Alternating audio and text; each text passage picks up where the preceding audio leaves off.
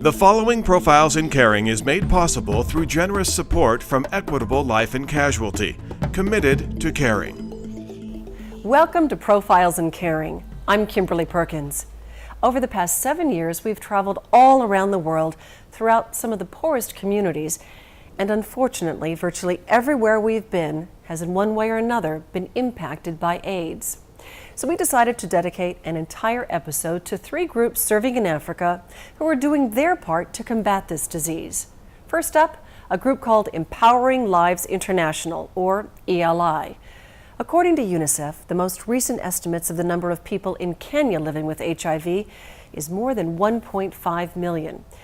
Those numbers are staggering, but not until you realize there's a face, a name, and a story that goes along with each one of those numbers can you truly comprehend the impact HIV/AIDS has had throughout Africa. Meet Betty Teka. Oh, AIDS, AIDS, you kill all my lovely friends, including my mother and father. It is good to have this, to have us tested so that we can be treated as early as possible. This is 38-year-old Betty Teka, single mother of 2. Her life has always been a struggle. I was working as a barmaid, and I had so many sexual partners. Guys go to the bar and they leave with a barmaid. Is that normal? Yeah, I can pay house rent, and I can feed my children. Give me a number of how many men you have slept with. Oh, uncountable. There's so many. 20? Over.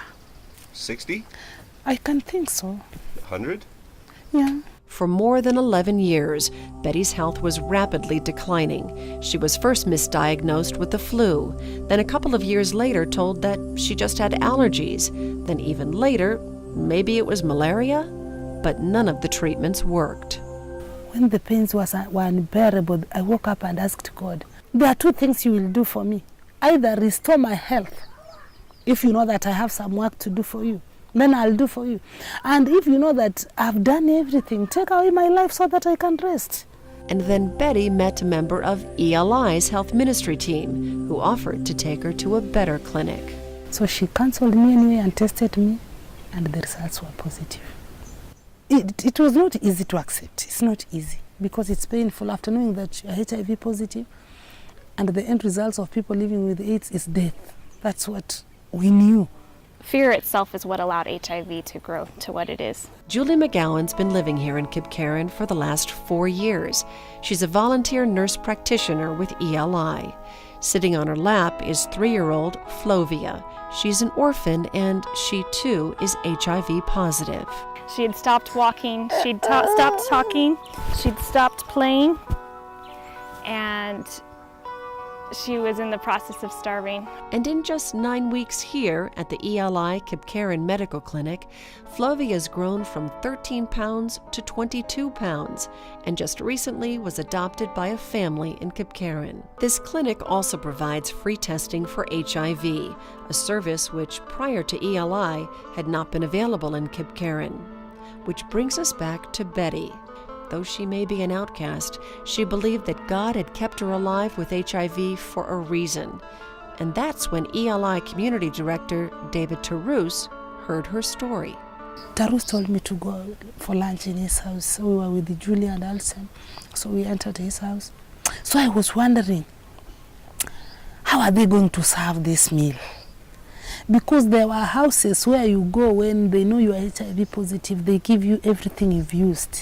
Because they think you would have affected the cup you drank or the silverware you used. Yeah. So I feared and thought maybe because they have given me a meal in this house, in the end they might give me the plates, even the cup. What a shame it will be. But then after taking the meal, they took everything together. I was amazed.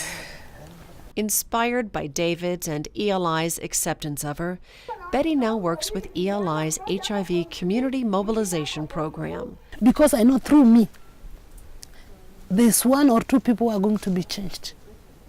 I know, it's a must. That village will not remain the same.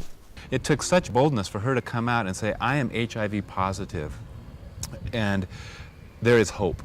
You know, she's on antiretroviral, and she has been a spokesperson for saving, you know, countless number of lives for people who are affected positively with that. And it just came out of pure obedience and guts, honestly, guts. Do you feel empowered because of empowering this? Very much. Very much. I'm totally empowered.